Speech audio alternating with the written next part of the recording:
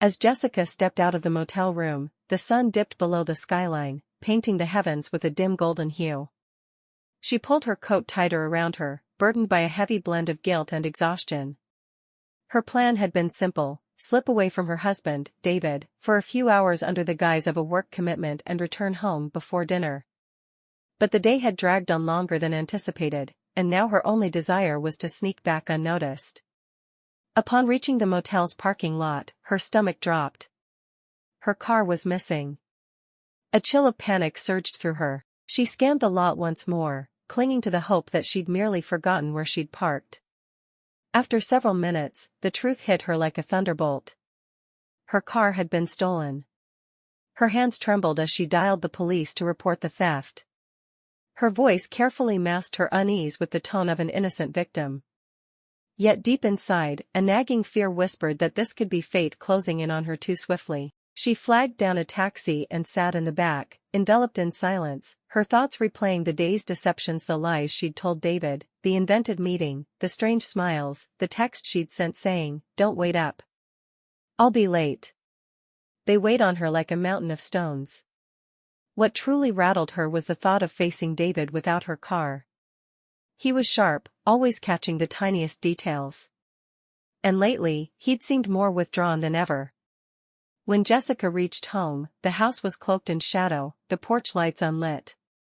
An unusual sight. David always left them on when he knew she'd be late. She unlocked the door and stepped into the cold, unsettlingly quiet interior. "David," she called softly, setting her purse on the kitchen counter.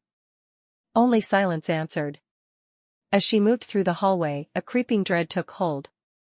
The picture frames that once lined the walls were gone. The treasured wedding photo near the staircase had vanished. Her heart raced as she rushed through the house, checking drawers and closets. David's possessions, his shirts, his watch, even the old leather jacket he seldom wore, were nowhere to be found. The truth crashed over her like a flood. He was gone. On the dining table lay an envelope bearing her name. Her fingers shook as she opened it, revealing her car key and a letter. She sank into a chair, fear knotting her stomach. Yet she couldn't stop herself from reading. The letter opened. "Jessica, I've uncovered everything. The motel, the other man, the lies you thought you'd concealed so cleverly. You weren't as careful as you imagined. The GPS in your car gave away your whereabouts today. I had it towed while you were in that room. Consider this my goodbye." Tears burned her eyes as she continued. David's handwriting was calm, almost eerily composed.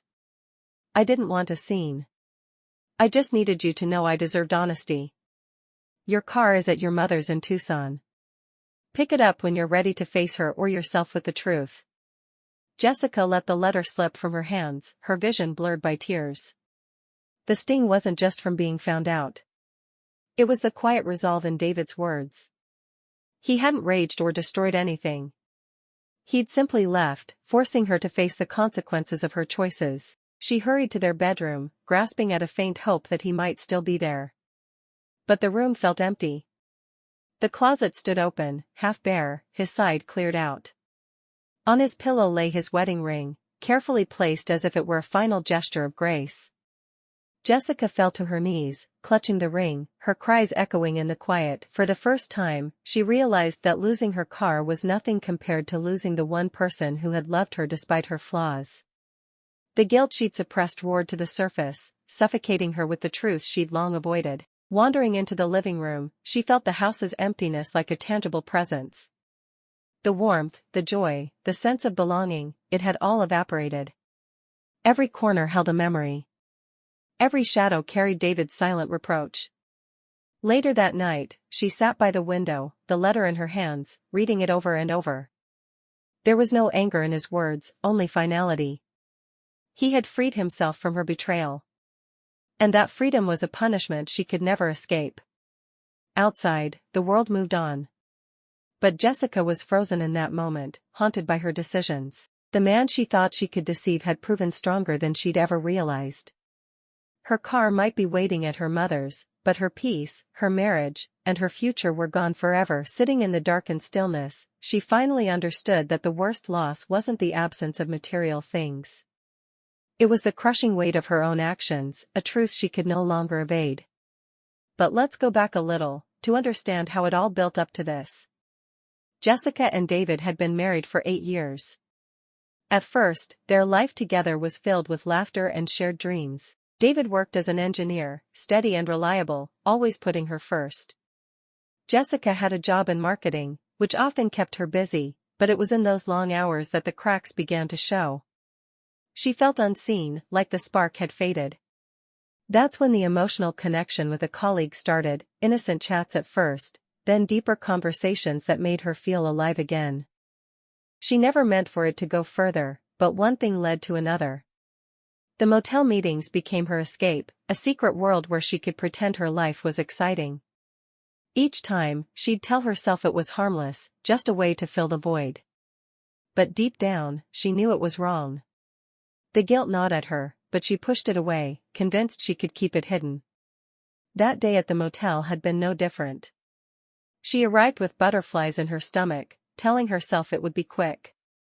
But time slipped away in stolen moments, and before she knew it, the sun was setting. Stepping out, she felt the familiar mix of thrill and shame. Little did she know, David had been piecing things together for weeks. He'd noticed the late nights, the vague explanations, the way her phone buzzed more often. One evening, he'd checked the car's GPS history out of suspicion, and the patterns confirmed his worst fears. He didn't confront her right away. Instead, he planned his exit carefully, wanting to avoid the drama that would only hurt more. While she was at the motel, he arranged for the car to be towed. It was his way of making a point without words, showing her that her secrets weren't as safe as she thought. He packed his things methodically, removing the photos that reminded him of happier times. The wedding picture hurt the most, it symbolized promises broken. Leaving the letter and the key was his final act of kindness. He could have yelled, thrown things, made a scene. But David wasn't like that. He believed in dignity, even in heartbreak. As he drove away, he felt a strange peace, knowing he was choosing himself. Back in the house, Jessica's mind raced through memories. Their first date at the park, where he made her laugh until her sides hurt. The vacation in the mountains, where they promised forever. How had she let it slip away? The other man seemed exciting, but now, in the quiet, she saw him for what he was, a distraction from her own unhappiness. She picked up the phone to call David, but his number went straight to voicemail. No message, just silence. She tried texting, but the words felt empty. "I'm sorry," she typed, but deleted it. What could she say that would fix this? The night stretched on. Jessica curled up on the couch, the letter crumpled in her fist. She thought about driving to her mother's in Tucson, but the idea filled her with dread. Her mom would ask questions, see the pain in her eyes. How could she explain that she'd thrown away her marriage for fleeting emotions? As dawn broke, painting the sky in soft pinks, Jessica stood at the window. The neighborhood stirred, people walking dogs, cars starting. Life continued, indifferent to her loss. She felt small, insignificant in her regret. In the days that followed, the emptiness grew. Friends called, concerned about David's sudden departure. She made up stories, saying it was mutual, but the lies tasted bitter now. Work felt meaningless, the colleague avoided her gaze, sensing the shift. Picking up the car was a humiliating journey. Her mother opened the door, eyes full of questions. "What happened, Jess?" she asked. Jessica broke down, confessing everything. The tears came in waves, washing away the denial. Back home, the house remained a shell. She left the wedding ring on the nightstand, a reminder of what she'd lost. Slowly, she began to reflect, not just on the infidelity, but on why she'd sought it out. Therapy helped, unpacking the emotions she'd buried, but healing was slow. Every quiet evening, she'd think of David, wondering if he was okay. She heard through mutual friends that he'd moved to a new city, starting fresh. He deserved that.